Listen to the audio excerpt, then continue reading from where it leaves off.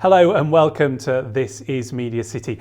I'm Stephen Chapman, and every Friday I will be speaking to some of the amazing people that make this place tick.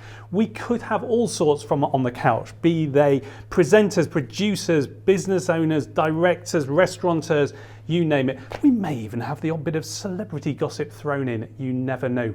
So make sure you don't miss out. Like, subscribe, comment, and we'll be here every Friday. Now I'm really excited because sitting next to me is an artist called Noelle, who is a Welsh Ukrainian hyperpop artist, but specialises in spatial audio and AV, which to me sounds extremely exciting, extremely complicated, and I'm kind of looking forward to find out what on earth that means. But before we get into that, we start each podcast here with... It's called an icebreaker. Okay. So it's very, very simple questions, but it might get us to know a little bit about Noelle. Okay. So jump on in. Spotify or Apple Music? Ooh, controversial. Well, we like to start on there. Or something else for you because you're an artist. Yeah, I mean, I'd wish for a world where Bandcamp was the main streaming service, but unfortunately Spotify is the main one. Yeah. So for the money, Bandcamp. For the money, if you want to support an artist, Bandcamp. But yeah, Spotify is the least broken of the streaming platforms. Apple Music likes to put music on different accounts quite often, so for independent artists it's quite difficult. But if you want my Dolby Atmos mixes, Apple Music. Fantastic. Right, let's go for a number two. Ooh, I've got two. So choose your favourite. Okay. Do them both. I'm going to do best coffee place in MediaCity because I'm very fussy of my coffee. And it's the coffee shop that's next to the Costa, opposite Host. I can't remember what it's called. Blanco Nero. Is it? Italian. Bougie. It's just bougie. Cool. Yeah, I think that's the best tasting coffee that I've had so far. Fab, go on. And your second one? My second one was favourite band or artist. Flume. If you listen to any of my music, it's pretty much a rip-off of Flume. So I can't not say that's my favourite. Sometimes it could be something you're not ripping off. It could be something entirely different is your favourite one, but this is the one that you like. Yeah, that's my comfort zone.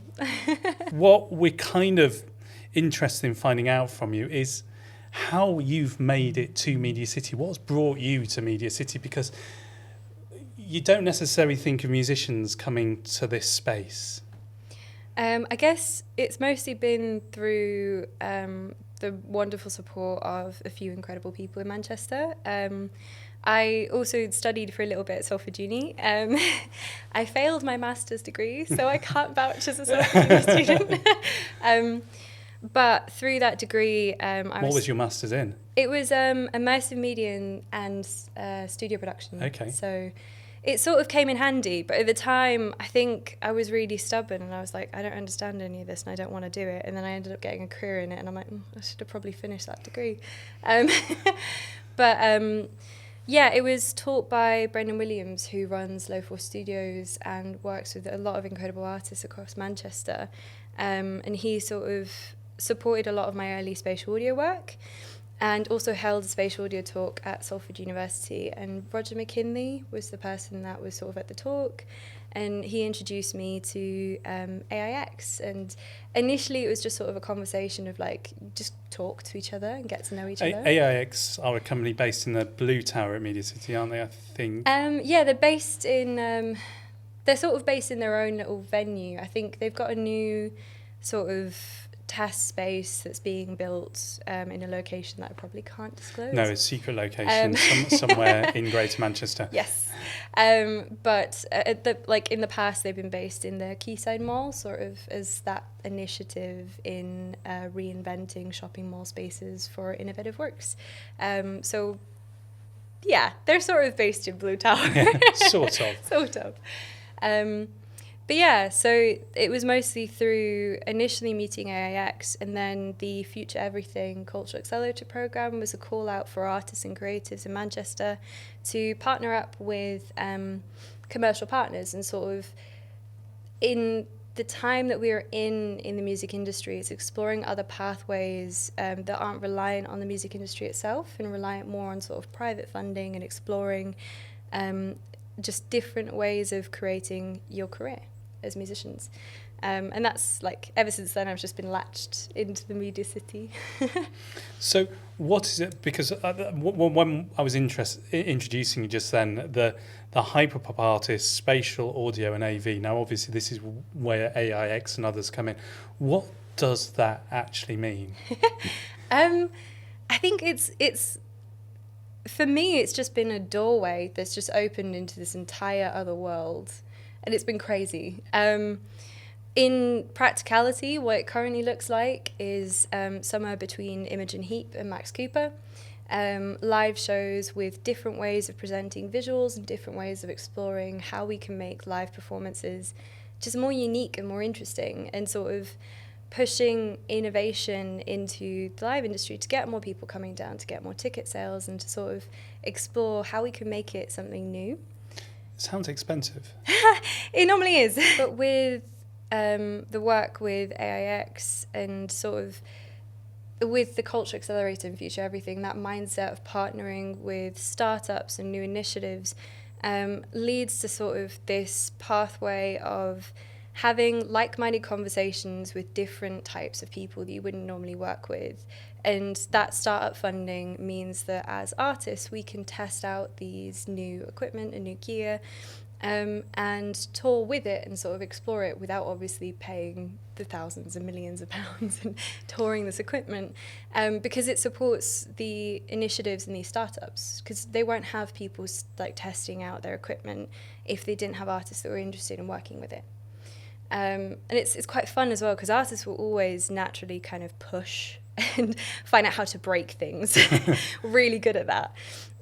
So yeah, a lot of that is just sort of finding like-minded companies to work with that will have more of a scratch each other's back situation, I guess. But the other side of it as well is figuring out how to streamline these processes and make it more affordable, because a lot of the softwares and systems that look really expensive, there are free versions of them that exist. It's just sort of a lot of what I'm doing as an artist is trying to communicate to other musicians and other creatives that it's not impossible to do. Most of the time you can work with this software from home on your headphones. A lot of the big spatial audio artists that you see touring the world don't have a spatial audio rig in their home. They're doing it on headphones. They'll spend one day with the partner that they're working with, and then they'll go on tour with it in spaces that have already got the equipment there. So what is spatial audio? So spatial audio is essentially multi-speaker arrays. So it's rather than going to a gig and having all of those speakers at the front powering you to the back. Yeah. So is it more Dolby, like a cinema? Yeah, it's built off of cinema sound. So that sort of the eureka moment was when Dolby came in with Dolby Atmos and said, we're going to take this really kind of archaic process and make it a little bit easier for everyone to use, while being owned by them and paying them. Yeah. But then to look at, taking that into like household cinema setup. So you've got the multi 5.1 systems for cinema screenings. And then in venues, it's just the exact same thing, except you can have any amount of speakers that you want in that space and it'll still work. So for an artist, so if you were going to Band on the Wall or Night and Day or somewhere like that, therefore you have to start thinking about the room and the size of the room and how many speakers you can fit in there and sockets and all that kind of. Does it take it into like this whole big crazy thought process after that then? I think there's a few artists that I speak to that are absolutely mad for it, and they do take it into this like reworking cathedrals and using different types of speakers based on what their room is in. And I'm like, I wish I had that money. I'll have it one day in about 10 years maybe.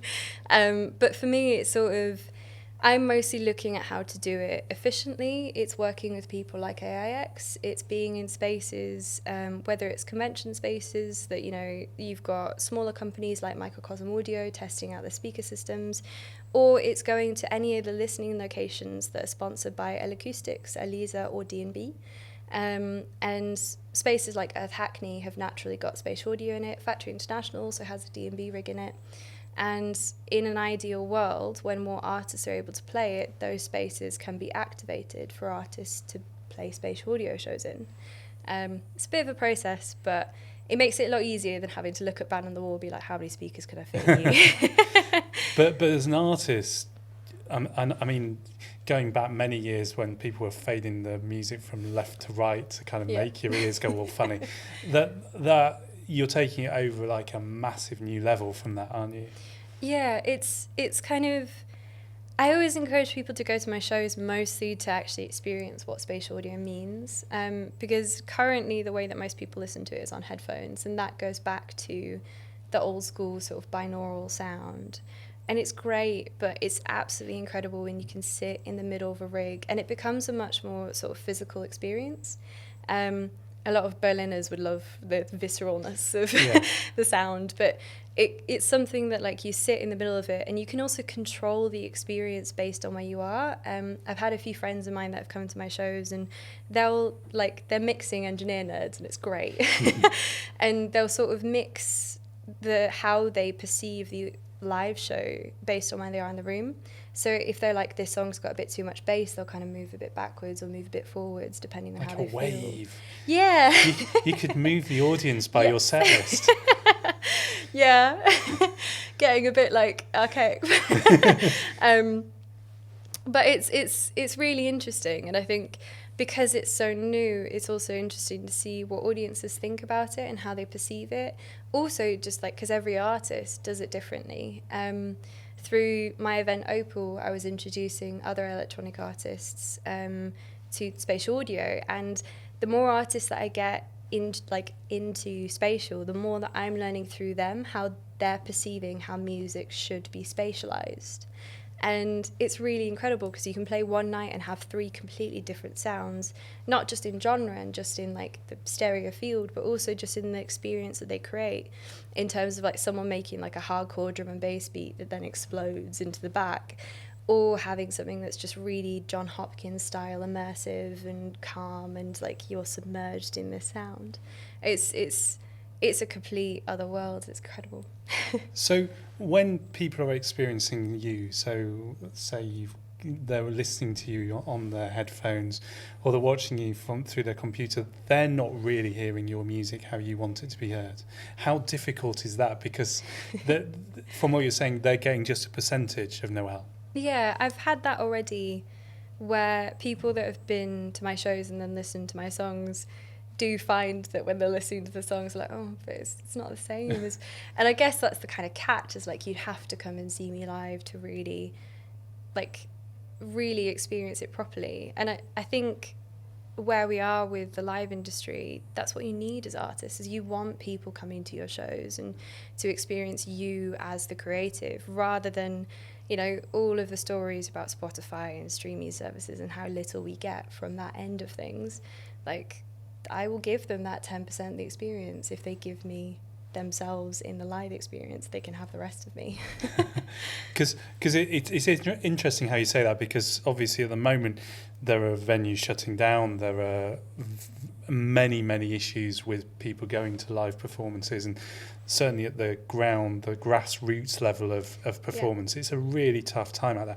Obviously, if you're Taylor Swift, you can earn a bit of cash, but lower down the pecking order, it's a really tough time. So effectively, you're saying, well, okay, listen to me on the radio, listen to me on Spotify, whatever you want, but honestly, it's not me. Yeah.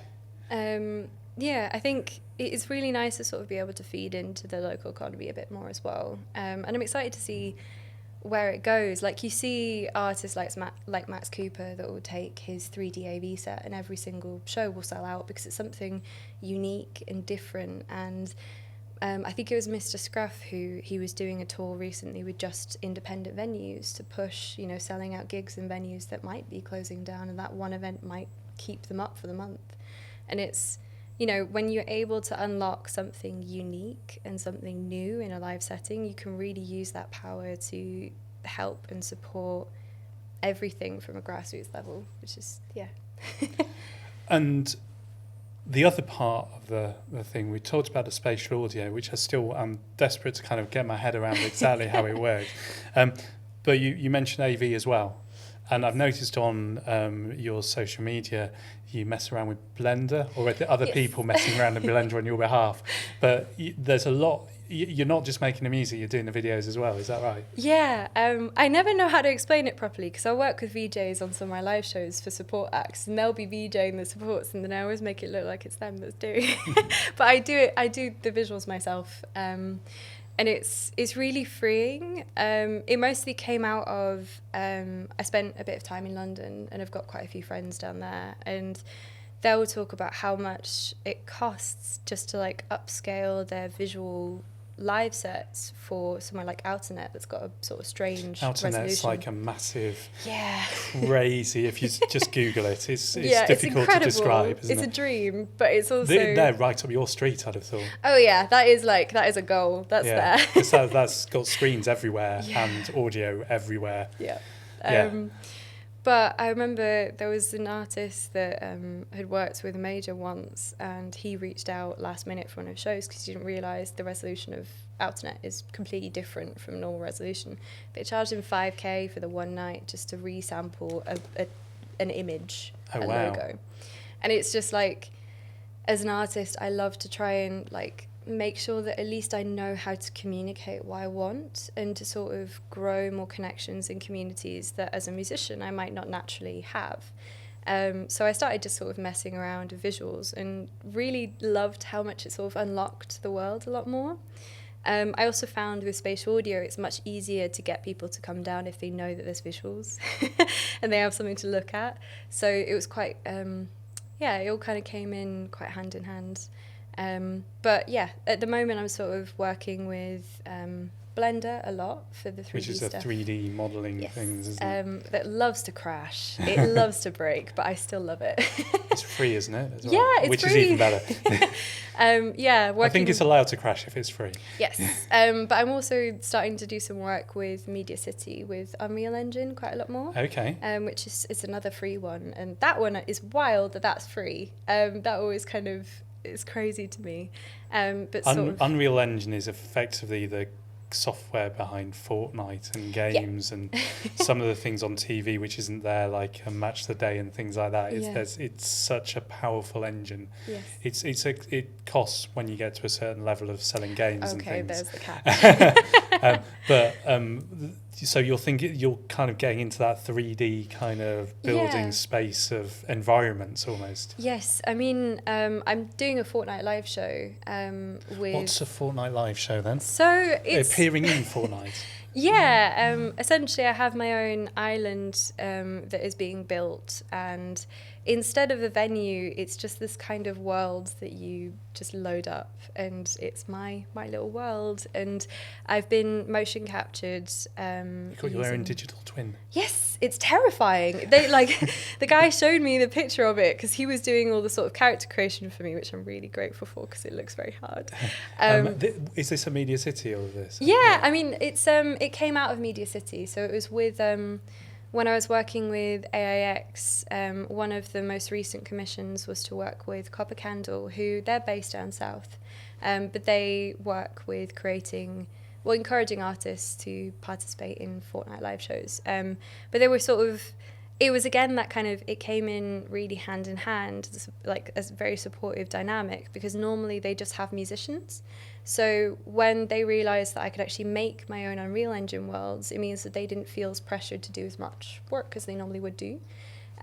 So we sort of have this really fun, like, kind of creative back and forth where they'll create the character and I'll create the world, and they'll kind of like see how it fits and just keep building that together. And I'm really excited for when it's sort of ready to launch. That sounds extremely, because when we were talking about the idea of when you don't hear if you hear your music through a streaming service, it doesn't sound like you necessarily. Yeah. So if you're watching yourself, your digital twin in an unreal world in Fortnite, what's that going to sound and look like? Or Well, can you not describe that yet?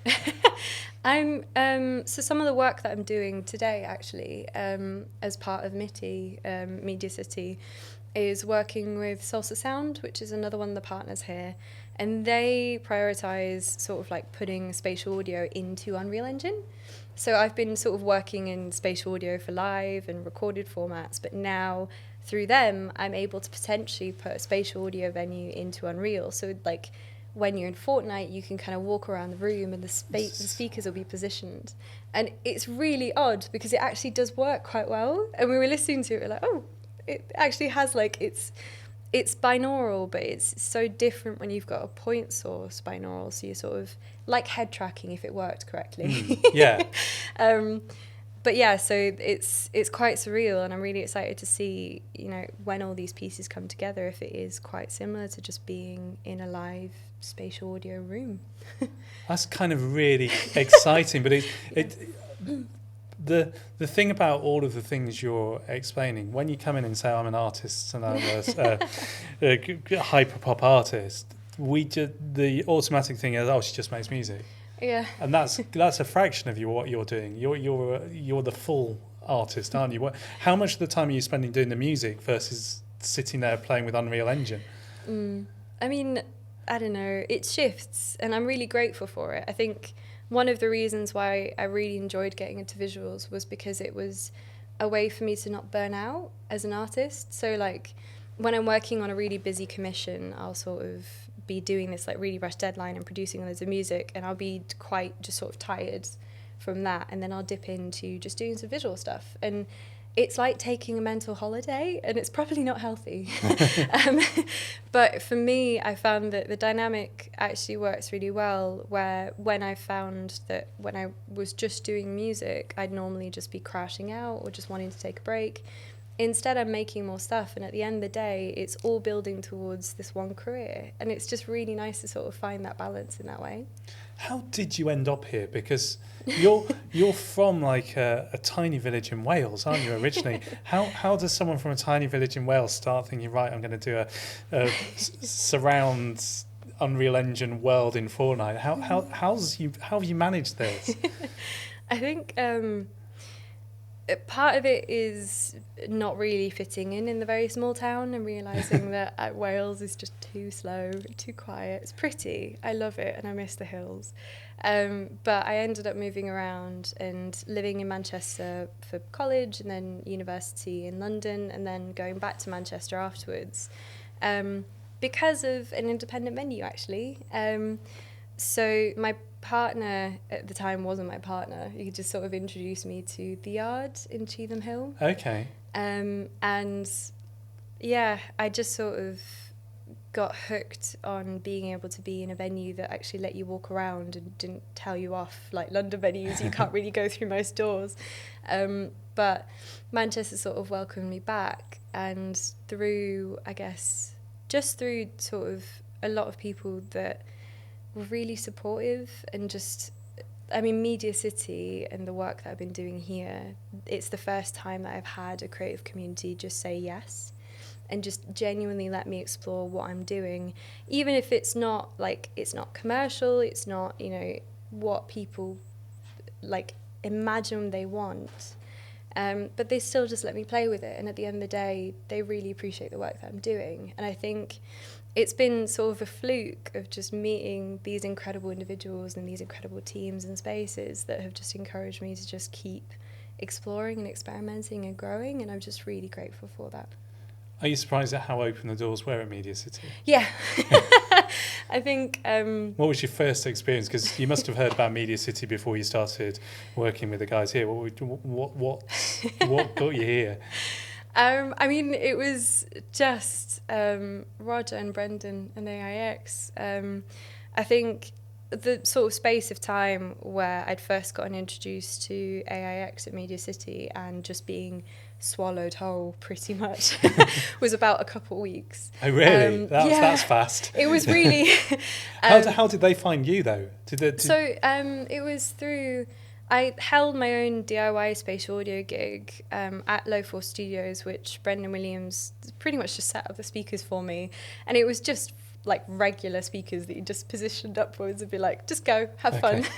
And when that happened, to sort of promote it, he encouraged me to take part in a spatial audio panel talk at Salford University, and a few of the people that are involved with MITI and with MediaCity. And MITI is the MediaCity Immersive Technologies Innovation Hub. But yeah, but basically they're a supporter of the new technologies that come into a MITI. Yeah, and I think because mostly I was talking about spatial audio, and for one, it's quite weird for a creative to be talking about spatial audio. Most of the sort of history of immersive technology, most of the people that are talking about it are academics. So when you're an artist that's interested in doing it, it's really freeing, because obviously every other artist that's doing it never gets to talk about it. So if you ask them some questions, they're immediately like, oh yeah, I'll take you under my wing and like show you how to do it.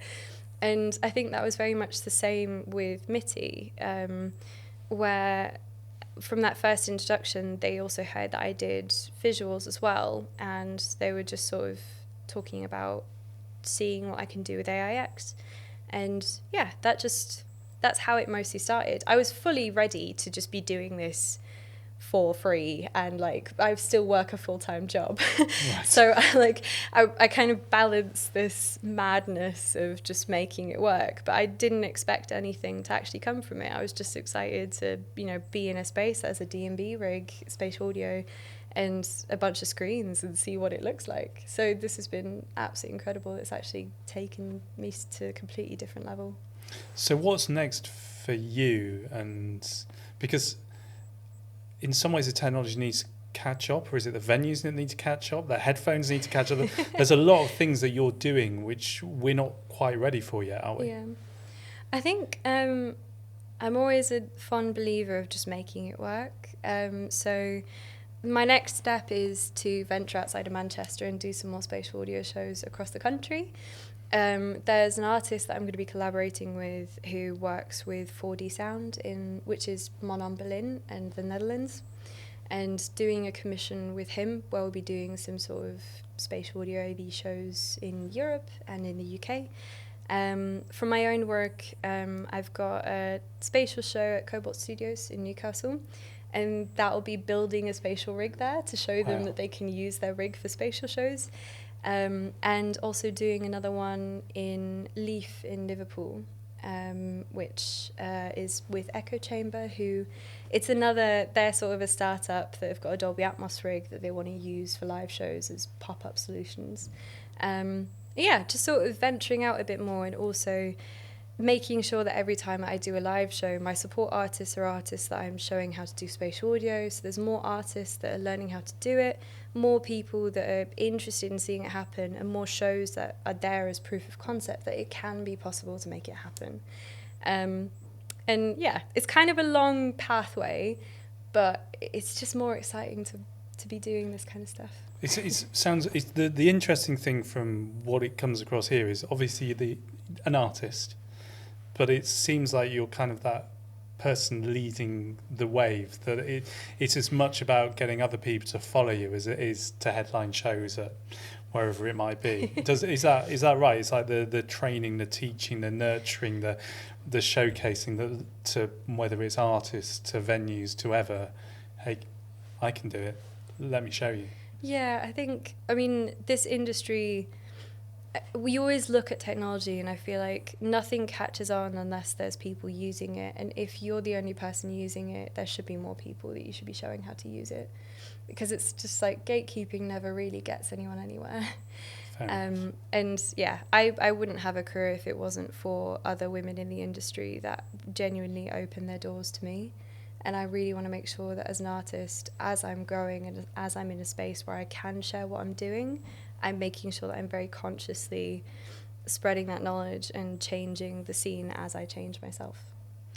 When can we see you on Fortnite? Do you know yet? I don't have a date yet. I'm hoping that it should be within the next month that we'll start rolling out some stuff. Brilliant.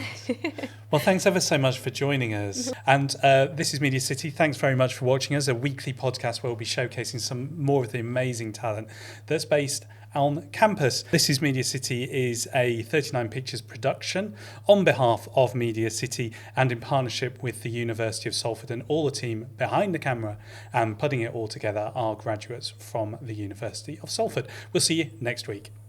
The production team are Meg Bond, Tegan Easton, Akila Hewitt and James Young.